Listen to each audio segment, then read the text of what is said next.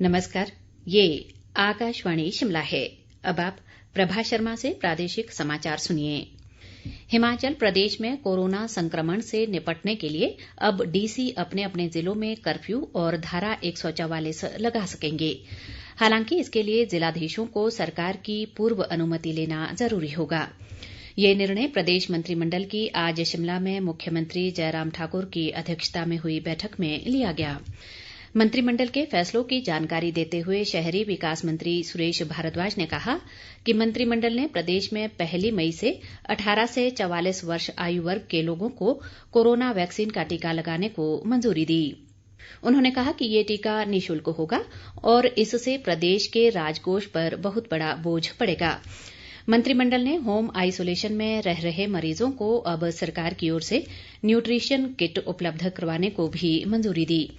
ऐसे रोगियों को कोरोना दवाइयों की किट पहले की तरह ही मिलती रहेगी। मंत्रिमंडल ने कोविड केयर केंद्रों की देखरेख और कड़ाई से करने का भी निर्णय लिया। सुरेश भारद्वाज ने बताया कि प्रदेश सरकार द्वारा किराए पर लिया गया नया MI 172 हेलीकॉप्टर 5 जून से अपना संचालन आरंभ कर देगा।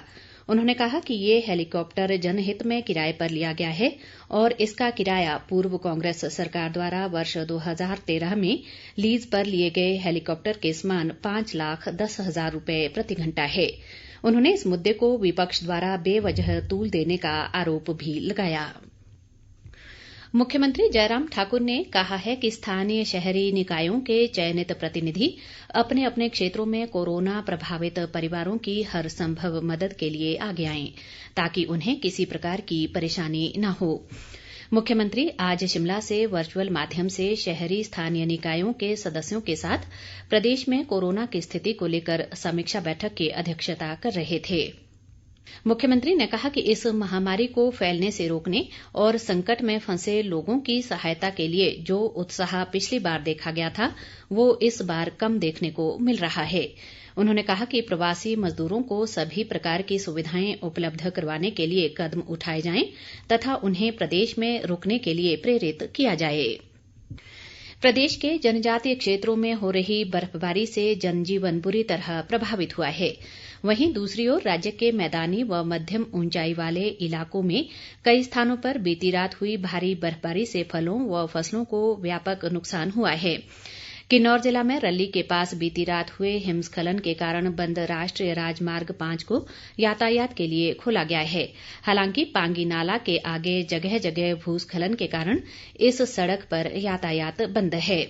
उधर लाहौल स्पीति में मौसम में हल्का सुधार आने के बाद आज सीमा सड़क संगठन ने मनाली से केलंग और जिंगजिंग बार से केलंग की ओर से सड़क से बर्फ हटाने का काम आरंभ कर दिया है। BRO ने 35 घंटे तक चलाए रेस्क्यू ऑपरेशन में बारालाचा दर्रे के आसपास फंसे 87 लोगों को सुरक्षित बचा लिया। चंबा जिला के पांगी व भरमौर क्षेत्रों में भी 2 दिनों से हो रहे हिमपात से सेब के पौधों को भारी नुकसान हुआ है। इस बीच राज्य के मैदानी व मध्यम ऊंचाई वाले इलाकों में वर्षा का क्रम आज भी रुक रुक कर जारी है। मौसम विभाग ने आज और कल राज्य के 8 जिलों में मैदानी तथा मध्यम ऊंचाई वाले कुछ स्थानों पर आंधी चलने और ओलावृष्टि का येलो अलर्ट जारी किया है। कांग्रेस के राष्ट्रीय सचिव व पूर्व मंत्री सुधीर शर्मा ने धर्मशाला स्थित अपने आवास को कोविड केयर सेंटर के रूप में इस्तेमाल करने की सरकार को पेशकश की है। सुधीर शर्मा ने आज एक बयान में कहा कि उन्होंने इस संबंध में प्रशासन को पत्र लिखा है। सुधीर शर्मा ने यहां रखे जाने वाले कोरोना रोगियों के लिए रहने व खाने का खर्च वहन करने की भी पेशकश की है। उन्होंने कहा कि जब सभी इस महामारी से लड़ने के लिए खुलकर आगे आएंगे तभी इस महामारी को सफलतापूर्वक हराया जा सकेगा। प्रदेश में कोरोना मामलों में वृद्धि लगातार जारी है। राज्य में आज अभी तक 422 नए मामलों की पुष्टि हुई है जबकि 562 मरीज स्वस्थ हुए हैं। कोरोना संक्रमण के सर्वाधिक 130 मामले कांगड़ा जिला में दर्ज किए गए। इसके अलावा सिरमौर में 75, हमीरपुर में 70, मंडी में 41, ऊना में 35, कुल्लू में 25, चंबा में 23, शिमला में 21 और किन्नौर व लाहौल स्पीति में एक एक मामले की पुष्टि हुई है। इसी के साथ ये समाचार बुलेटिन समाप्त हुआ। नमस्कार।